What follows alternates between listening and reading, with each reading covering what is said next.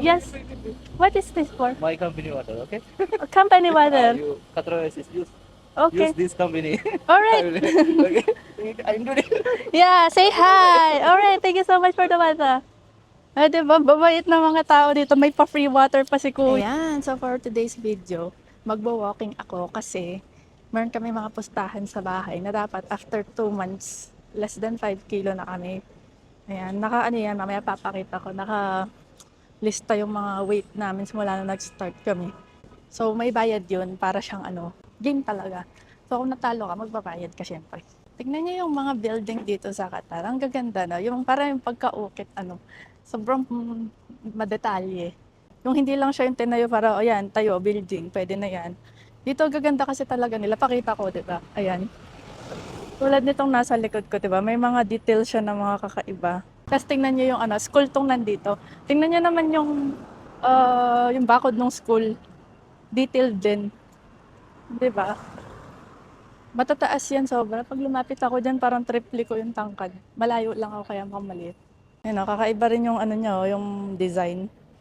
Paano ba mag-focus? Ayan. Ganda, 'di ba? Walking daw, tapos pupunta ako ng Filipino grocery, tapos maghanap ako ng kakain.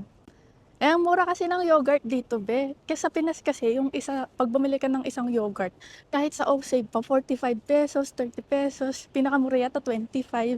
Dito, be, 1 reals, 2 reals, ang mura lang. Kunwari, meron kang 10, gusto mong bumili ng yogurt, bawasan mo ng 1 real. Parang hindi mo man siya mararamdam. Magwa-walking na ako, pag uwi ko may dala na siguro ako shawarma nito. Buti nga ngayon hindi na ganong hindi na ganong mainit. Dati kasi dito, nung unang dating ko, yung parang pagkalabas mo sa sasakyan or sa bahay, para kang nasa oven. So hindi na gano'ng mainit. 7 a.m. in the morning nito or 6:30. Ito, ang ganda ng building din na yun, no? May kulay gray. Every time pala nalalabas ka dito, dapat lagi mong bitbit yung passport mo tsaka yung visa mo. Kasi pwede kang makulong or kuhanin ka ng mga pulis kapag hindi mo bitbit. Once na chinek ka nila dito. Last time nga, mukhang tambay lang yung nagpara sa amin ni Mami, pero pulis pala. Yan, merong San Pedro nun, tingnan nyo, dadaan siya, makikita niyo yung likod niya, nakaputi. Hindi niya lang bit-bit yung chicken. Diba? Dito pala kami bumibili ng mga Filipino foods. Ayan yung fast market. Isa na namang San Pedro ang dumaan. Ang maganda pa dito sa Qatar, yung mga kalapate, kahit lapitan mo, hindi yan aalis. Unlike sa atin, kasi kinakain natin yung mga kalapate. Kaya mailap sila sa atin. Pakita ko sa inyo yung mga kalapati dito sa Qatar. Kung dadaan kaya ako, hindi kaya magsilipad to. Ayan, dumadaan na ako. Ito ako. Oh. Ayan, tatabi lang sila. Ayan. Diba, ang galing. Ito yung mga kalapati, di naman umalis. May nakatitig sa akin, binasa loob ng car. Yung mga lalaki talaga dito mahilig tumitig. Alam mo, sabik na sabik sila sa babae. Eh wala, maganda ako, magagawa natin. Pero sabik lang talaga yung mga to. Kaya kung napunta ka dito, huwag kang maniniwala sa titig nila. Ngayon na lang ako kasi nagtrabaho na ako dito noong 2015 tsaka 2022. Yan, tatlo yung nakatitig sa akin ngayon. I'm telling you. Yan may palokbak ba si Kuya? Nakikita niyo yung mga restaurant dito puro pangalan nila puro bulato, hindi ko man naintindihan. Pero meron naman English. Yan, meron na naman nakatitig sa akin, bill 5 agad. Sabi ko sa inyo mali lang yung country na nandiyan kayo Kung gusto niyo maging maganda, pumunta kayo ng ibang bansa. Ayan, 6. Binibilang ko yung nakatitig sa akin, 6. Dadaanan ko yung mga to. 7. Ayan, makikibidyo pa yan, tingnan nyo. Diba? Titig na titig. Diba? Sabi ko sa inyo Pero pag pinas ko yan, syempre, dapat i-blur ko ng konti kasi bawal talaga mag-post ng ibang mukha dito. Ayan, meron na naman 8 B. Sila yung target lock sila sa pagmumukha ko. Kita niyo yung sa likod. Di ba target lock? Mga uhaw.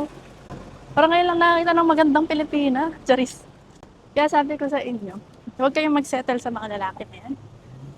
Titingin at titingin yan sa iba. Pustahan tayo. Mga nakaupong yun, may mga asawa Tapos pala, bakit tinatanong niyo ako, ba't di pa ako nag-aasawa? Magte-30 na ako. Ang sagot ko dyan, kung nag-asawa ako last time doon sa ex ko, bisira yung buhay ko. Totoo. Imagine mo araw-araw kang nagdududa, araw-araw mo iniisip kung saan siya pumupunta, kung sino kasama niya, kung sinong babae niya kasi lagi mo siyang nahuhuli. Tapos wala namang gustong pumatol, ako lang yung pumatol, ganun ako katanga. Alam niyo na yun? Sino yun? Kaya mas maganda yung yung isipin ko na lang yung sarili ko kaysa sa magpabuntis ako sa lalaki. Tapos, ganun din yung gagawin sa akin. Tapos yung edad ko 30, mukha na akong 45. Di ba ganun naman yun? Doon na tayo sa lalaking sigurado. Yung may paninindigan, yung may plano sa buhay, yung sobrang bait, ganyan. Mahanap at mahanap nyo rin yun. Kasi darating at darating yun kahit hindi mo ipilit. Although na-enjoy ko talaga yung kabataan days ko na pagbo-boyfriend. Proud ako doon, wala akong pake. Eh di kirita kong kirita. At least, di ba, hindi ako nagstay sa iisang lalaki. Tapos mas sabi ko pag nag-asawa ako, sana nakipag-date ako sa marami nung bata-bata ako. Nakipag-date ako sa marami, pakinyo. At least naranasan ko, na-enjoy ko yung pagkadalaga ko. Pag nag-asawa ko, magseseryoso na ako sa buhay. Tsaka magpo-focus ako sa anak at asawa ko. Sabi ko sa sarili ko, tapos na talaga ako. Ayan, hindi ko na alam nasan ako nito.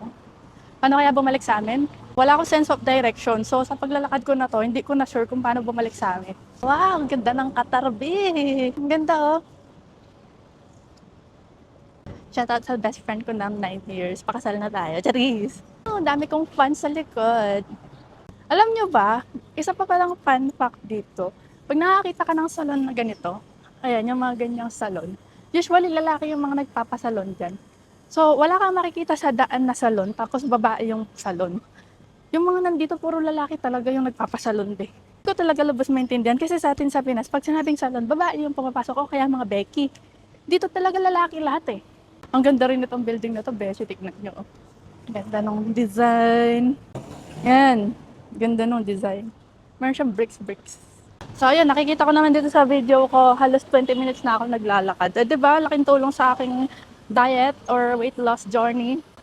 O tapos hindi ko pala kung nasan ako malayo-layo kaya tayo uuwian ko. Ibig sabihin, pwede pa ako maka 40 minutes. Ano ka ba? Ba't nakahiligan ko mag-vlog talaga? Eh sa bagay, dati pa naman bata pa ako, hilig ko na mag-video-video ng sarili ko eh. Tapos sinesave ko lahat, tapos pinapanood ko pa ulit-ulit kasi doon ako masaya. Yes. What is this for? My company water, okay? Company water. You controversies use Okay. this company. Alright. Okay. I'm doing it. Yeah, say hi. Alright, thank you so much for the water. Ah, diba, babait na mga tao dito. May pa-free water pa si Kuya. Ayan, Qatar Oasis daw. So, make sure to use it daw. Thank you so much po. O, diba, naglalakad ka lang para ka ng endorser agad-agad. That's a happy life. Feeling ko tuloy napakasikat ko. Wala naman nanonood talaga sa akin. 10 lang. Pero okay lang yan. Ganyan kasaya kasi talaga pag nagbablog. May biryani restaurant, be. Ayun, no? Yan, biryani restaurant yung mga yan, be. Ang cute na mga kalapati. Ang ganda-ganda. Nagsiliparan sila. Parang yung on the wings of love lang. Tapos makikita mo na yung mo, the one. Ayan, kakaganyan ko eh. Kaya napaka-hopeless romantic ko eh. Tama na sa ganyan. Tapos manloloko lang din na may mahahanap. Magstay na lang tayo kay Rosie. Charing! Yan, nakikita ko na yung Sapphire, mga beshi. Lapit na ako sa bahay. Ay, pasok tayo Fast Market. Pakita ko yung mga gustong-gusto kong iniinom. Kung pwede mag-video sa loob. Favorite ko na drinks. Alin kaya dito bibili ko for now. Gusto ko rin matikman to eh. Mura lang din kasi. Hindi ba, ang dami kong gustong tikman. Kailangan ko magkatrabaho dito para makain ko to lahat. 3 lang. So, kung sumasahod ka ng 3,000, tanggalin mo yung 3. Okay na yun, 3. O, diba? Murang-mura. Sarap mabuhay dito. Ayoko nang umuwi ng Pinas. Lalo na mga korap yung nandun. Yan, di ko alam kung ano to. Yan, kidney beans. Di ko alam kung anong beans yan. Ano to? Di ko rin alam. O, di ba ang dami? Di mo maintindihan. Parang pagkain lang ng manok, di? Di ba pagkain to ng manok? Oh, may tawag dito sa amin eh. Pids. Meron silang iba't ibang klase ng rice. Pero yung kinakain namin lagi basmati. Ano, okoy ba to? Parang masarap, no? Kakaiba. Ano to? Intestine? Pagkain ng manok. Yung lay sa atin ayaw mo na bilhin, pero dito 6 lang. Di ba? Matitikman yan. Adobo. Bibili ako. Isipin mo dito 3 lang to, 3. Although wag mo nang wag mo nang i-convert sa Philippine money. Eh, maiyak ka. Yung Magnum dito 10 lang. Siyempre, matitikman ko na yung lahat ng klase ng Magnum after ko mag-diet. Pansit Canton. Oh, di ba? Hindi ako maka-homesick. This one outside. Video? Yeah. Here. This one, 2,590. 2,000? Yes. It's not mine. It's my mother's video. I just borrowed. Yeah, this one very clear. It's beautiful. So, then also very big. Huh? Yeah, it's for pocket. Which company? Osmo. 2,000? Yeah. Can I pause this one with you? It's okay? Yeah. Say hi. You put light? No, not live. Just video. I upload it in Facebook and Instagram. Look, it can be like this. See? It goes like that also. Alright, bye. Thank You you. buy here? No. Here, in Qatar. Ito, no? Yeah, I think, I forgot the company. Yeah, very clear. Ayan, meron na namang nabilib sa ating camera. Ang ating kaibigang cashier. Pauwi na ako. So, nakikita ko dito yung total ko is 33 minutes. Makauwi ako doon mga kung bibilisan ko 38 minutes. Pwede na yan. Wala akong tanga dito sa daan na nagkakwento tapos wala naman akong kausap. Pero nasanay na kasi ako, lang pakialam. Masarap kaya. Tapos papanoorin ko to, no? Hi, dear future self. Masaya ka bang napapanood mo yung kagagahan ko? The sun is kissing me. Sun kiss. Ganda ng mga building kaya dito. Ewan ko ba, bakit din nila binablog to? Tapos ngayon may dala naman ako ng may bawang na adobo flavor. Tapos ilalagay mo sa suka na may bawang na fresh. Ang sarap, bi. Tapos gagawin ko pa para matrap si mami dun sa competition. Kung gagawa ko siya ng croutons. Mabigat yun sa tiyan. Tapos hindi niya napapansin pag nanonood siya, nakakarami siya dun. Ang sarap kasi. Makaka-addict siyang nguyain. Tapos ang lutong-lutong. Tinatrap niya nga ako sa kape lagi. Tsaka sa tsaa. Pero kung paluda, siguro bibili niya sa akin. Magpapatrap talaga ako. Ewan ko ba sa paluda na yan, bakit hindi ko makuha-kuha? Anyway, nandito na ako sa building namin. Napasok na ang Reyna. Medyo pare-pareho yung building dito. Hindi ko alam kung tama ba yung pinasukan ko. Pero usually tama naman eh. Lipat namin, nasa 5th floor na kami. At ayun ako. Very pretty, doing great, doing sexy.